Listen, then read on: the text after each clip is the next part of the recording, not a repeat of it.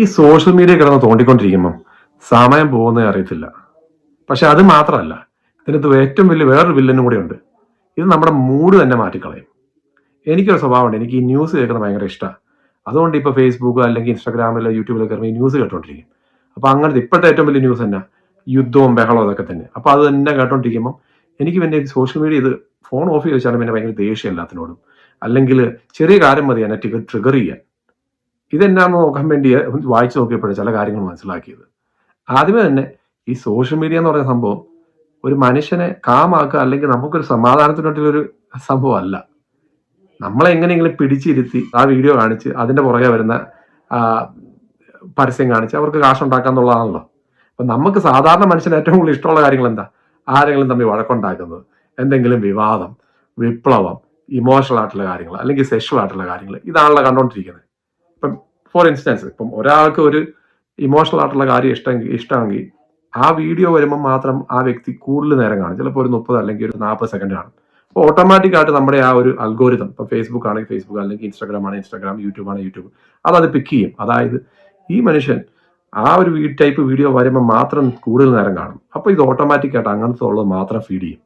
അവ എന്നാ സംഭവിക്കും? നമ്മൾ അത് മാത്രം കണ്ട് നമ്മുടെ തല അതിലോട്ടാവും. അപ്പൊ ഇതിൻ്റെ ഒരു ഏറ്റവും വലിയ പ്രശ്നം എന്നറിയാം, നമുക്ക് ഇമോഷണൽ ഇന്റലിജൻസ് എന്ന് പറഞ്ഞൊരു കഴിവുണ്ട്. ഇമോഷണൽ ഇന്റലിജൻസ് എന്ന് പറഞ്ഞു കഴിഞ്ഞാൽ നമുക്ക് ഒരാളുടെ ഇമോഷൻസ് മനസ്സിലാക്കാനുള്ള കഴിവ്, അല്ലെങ്കിൽ നമുക്ക് നമ്മുടെ തന്നെ ഇമോഷൻസ് കൺട്രോൾ ചെയ്യാനും അത് അനുസരിച്ച് ആ സിറ്റുവേഷൻ അനുസരിച്ച് അത് പ്രകടിപ്പിക്കാനും, അല്ലെങ്കിൽ ഒരാളോട് തോന്നുന്ന സിമ്പതി, സഹതാപം, അതിനൊക്കെ ഉള്ളൊരു കഴിവാണ് ഇമോഷണൽ ഇന്റലിജൻസ് എന്ന് പറയുന്നത്. പക്ഷെ അതിനെ ഇത് അഫക്റ്റ് ചെയ്യാൻ തുടങ്ങും.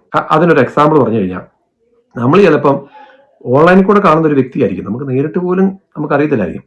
ചിലപ്പോൾ നമ്മൾ അയാളുടെ ഒരു നെഗറ്റീവ് ആയിട്ടുള്ള ഒരു വീഡിയോ നമ്മൾ കണ്ടു, പിന്നെ നമ്മൾ കണ്ടു കഴിയുമ്പോൾ അത് മാത്രമേ വന്നുകൊണ്ടിരിക്കും. അപ്പൊ നമ്മൾ ഓട്ടോമാറ്റിക്കായിട്ട് ഈ വ്യക്തിനെ നമ്മുടെ ജീവിതത്തിൽ നേരിട്ട് പോലും കണ്ടിട്ടില്ല, പക്ഷെ ഇത് മാത്രം നമ്മൾ കണ്ടു തുടങ്ങുമ്പോൾ നമുക്ക് ഈ വ്യക്തിയോട് ഓട്ടോമാറ്റിക് ഒരു വെറുപ്പ് തോന്നി തുടങ്ങും.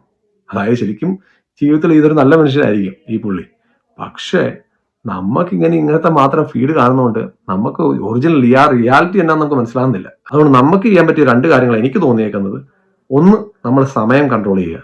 ഇപ്പൊ മൊബൈൽ എടുക്കുമ്പോൾ തന്നെ ഒരു ടൈമർ അങ്ങ് സെറ്റ് ചെയ്യുക.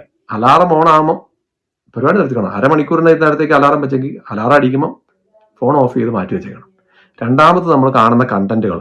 ഇപ്പൊ നമുക്ക് തന്നെ അറിയാമല്ലോ, നമ്മളെ ട്രിഗർ ചെയ്യുന്ന ചില കാര്യങ്ങൾ, അല്ലെങ്കിൽ നമ്മൾ കാണുന്ന കണ്ടന്റ് നമ്മളെ ഇമോഷണലി നമ്മൾ ഡ്രെയിൻ ചെയ്യുന്നതാണെങ്കിൽ ആ പരിപാടി നിർത്തുക. നമുക്ക് സമാധാനം തരുന്ന കണ്ടന്റുകൾ കാണുക. ചിലപ്പോൾ തമാശയാണെങ്കിൽ അത് മാത്രം കാണുക. അപ്പോൾ ഓട്ടോമാറ്റിക്കായിട്ട് അങ്ങനത്തെ കാര്യങ്ങളെ വരുള്ളൂ. എന്റെ അഭിപ്രായത്തിൽ രണ്ടും കൺട്രോൾ ചെയ്താൽ തന്നെ നമുക്ക് കുറെ സമാധാനം കിട്ടും.